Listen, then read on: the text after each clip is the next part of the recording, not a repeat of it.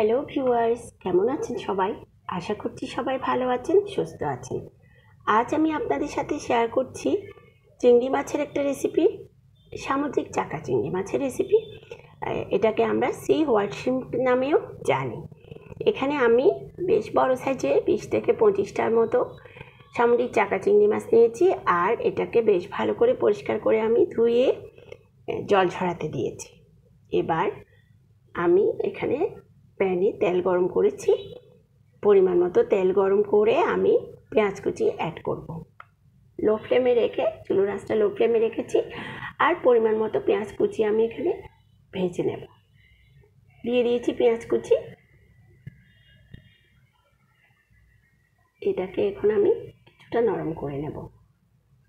ভেজে কিছুটা নরম হয়ে আসার জন্য অপেক্ষা করব, আর দিয়ে দিচ্ছি পরিমাণ মতো লবণ। এবার এটাকে মিশিয়ে দিচ্ছি আর অপেক্ষা করছি কিছুটা নরম হয়ে আসার জন্য। এবার আমি এখানে দিয়েছি 1 চা চামচ পরিমাণ হলুদ গুঁড়ো। এরপর অ্যাড করছি 2 টেবিল চামচ লাল মরিচের গুঁড়ো। ভিউয়ার্স, আপনারা যদি এই রেসিপিটা বাসায় করতে চান, মানে আপনাদের যদি ইচ্ছা হয় এটা আপনারা রান্না করে দেখবেন, সেক্ষেত্রে আপনারা মরিচের পরিমাণটা কমিয়ে দিতে পারেন। আমার পরিবারের সবাই চিংড়ি মাছটা একটু ঝাল ঝাল খেতে পছন্দ করে, সেজন্য আমি লাল মরিচের পরিমাণটা বাড়িয়ে দিয়েছি। আরও অ্যাড করেছি আমি এখানে 1 টেবিল চামচ পরিমাণ আদা বাটা আর 1 টেবিল চামচ পরিমাণ রসুন বাটা। এটাকে ভালো করে মিশিয়ে আমি কিছুটা পরিমাণ জল দিয়েছি যাতে মশলাটা পুড়ে না যায়। এবার ভালো করে মিশিয়ে নিচ্ছি জলের সাথে মশলাটা, আর অপেক্ষা করছি কষানো শেষ হওয়ার জন্য। মশলাতে যখন তেলটা ছেড়ে আসবে তখনই আমি অ্যাড করে দিচ্ছি পরিষ্কার করে ধুয়ে রাখা জল ঝরানো চিংড়ি মাছগুলো। চাকা চিংড়িগুলো দিয়ে দিয়েছি ভিউয়ার্স, আর এটা আমি অপেক্ষা করছি মিডিয়াম ফ্লেমে রেখেছি চুলোর আঁচ, আর 5 থেকে 6 মিনিট আমি এটাকে কষিয়ে নেব, বেশ ভালো করে কষিয়ে নেব। ভিউয়ার্স, এটা চাকা চিংড়ি নাম হওয়ার পিছনে আমার মনে হয় কারণটা হচ্ছে এই চিংড়ি মাছটা রান্না করার পরে এটা কমপ্লিট গোল হয়ে যায়, চাকা চাকা দেখতে চাকা চাকা হয়, সেজন্যই মনে হয় এটার নাম সামুদ্রিক চাকা চিংড়ি।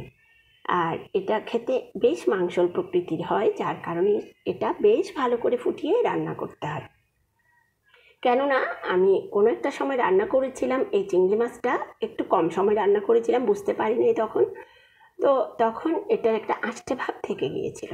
এরপর থেকে আমি এটাকে বেশ যখনই রান্না করি বেশ ভালো করে ফুটিয়ে রান্না করি। ভিউয়ার্স, আমি এখানে অ্যাড করেছিলাম টমেটো দিয়ে দেওয়ার পরে আমি পরিমাণ মতো জল দিয়ে দিয়েছি। এটা যেহেতু আজকে আমি ঝোল চিংড়ি করব, সেজন্য পরিমাণ মতো জল দিয়েছি।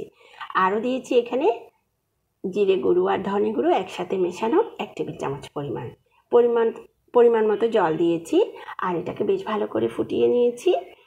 আমি এটাকে 8 থেকে 10 মিনিট মিডিয়াম ফ্লেমে রেখে ফুটিয়ে নিয়েছিলাম, আর দিয়েছি ধনেপাতা কুচি আর কাঁচামরিচ। এবার ঢাকা দিয়ে আমি আরও 5 মিনিট লো ফ্লেমে রেখে তেল উঠে আসার জন্য অপেক্ষা করছি তরকারিতে।